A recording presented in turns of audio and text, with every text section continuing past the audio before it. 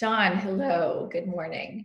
I decided, as to your question, that it would be easier to show you a video by sharing my screen because, believe me, creating these groups and teams took me some time to figure out as well.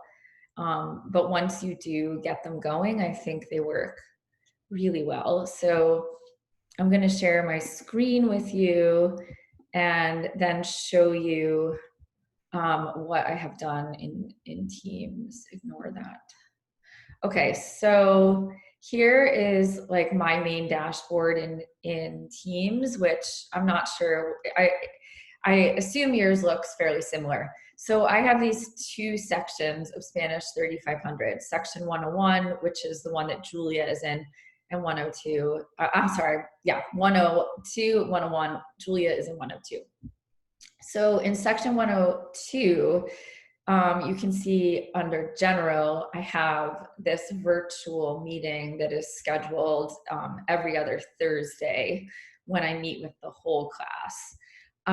And so I also created then these 5 groups. And as you said, you've already created your channels. You just don't know how to get them in there. So what I did yesterday is I started this meeting, the general one. Okay, join now. I'm just doing this for real so that you can see. All right, and so then when the students arrived to the general meeting, I use this chat feature over here. And in fact, you can see our chat from yesterday. And in a Word document, I had already, I had a Word document open on down on my desktop, and I just cut and paste from it the names of the groups, the numbers of the groups rather, and the names of the students. So I just cut and pasted that into the chat so that then they knew and they had a reference to what group they were in. Now, when you tell them to go into their groups, they have to be able to see this, right? They have to have this setting. They have to be able to see in Teams their menus. So I showed them, I shared my screen to show them that like this is the main meeting screen. You need to go back to the dashboard from Teams. So say Julia, so I'm still in this main meeting with them, and I say, Julia, you're in group 1. So, and I say to the people in group 1, Haley, Ray, Emily, whoever gets there first, start the meeting. They don't have to close out this main meeting. They don't have to hit leave. And in fact, they don't want to hit leave because that will actually just close it and they'll have to restart.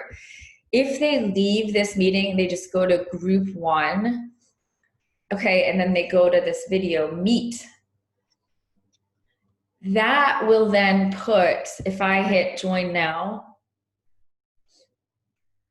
Okay, so now I'm connecting to group 1.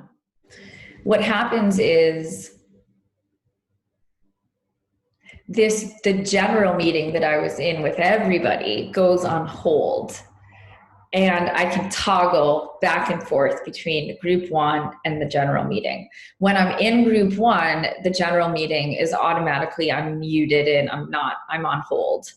So the students will do the same thing. They can come in and they can get into their group, and then you as the professor can pop in to each group.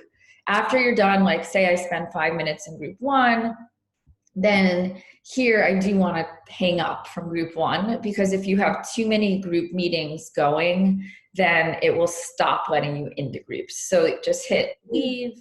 Now you're done visiting group 1. You can just go over to group 3. And when you go to the meet, because I'm first now, it's just starting it. But as the professor, if they're already in there, you would just hit join up in the corner. Okay, and then you'll join group 3. As you can see, I usually work in my office where the internet connection is better. So now you can hang out in group 3 with them. Again, after you check in, leave.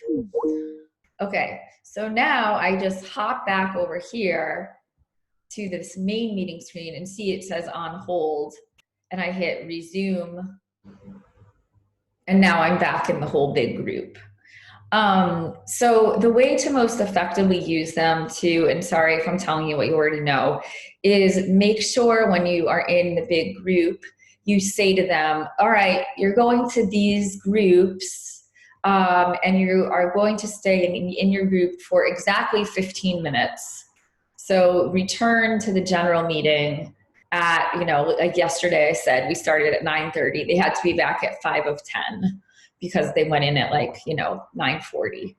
And make sure that they repeat back to you that they know that's when they're supposed to be back in the general meeting, because otherwise you'll be waiting for stragglers.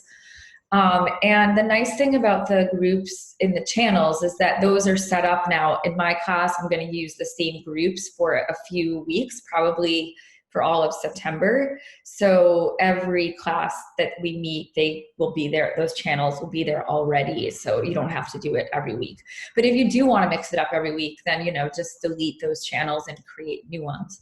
But I really find using the meeting chat in the big group to explain to them everything first, and do a lot of screen sharing if you can, that will mitigate confusion. Okay, now I'm going to stop sharing my screen. This world is so much, John. I feel like I'm an IT professor. So I hope you have fun playing with the groups. If you want to practice at all, I actually got together with, I think it was about 15 of us, of assistant professors and from different departments, and we all practiced with this before the semester started, because otherwise I would have been very frustrated watching CTL videos. So, all right, there you have it. If you have any more questions, I'm also happy to show you all of this in person if you want. I'm in the office on Tuesdays. That's the best day for me. But if you're around on Tuesday, I'm happy to show you in person. Okay, have a lovely Friday. I feel a chill in the air, which is making me nervous. Bye.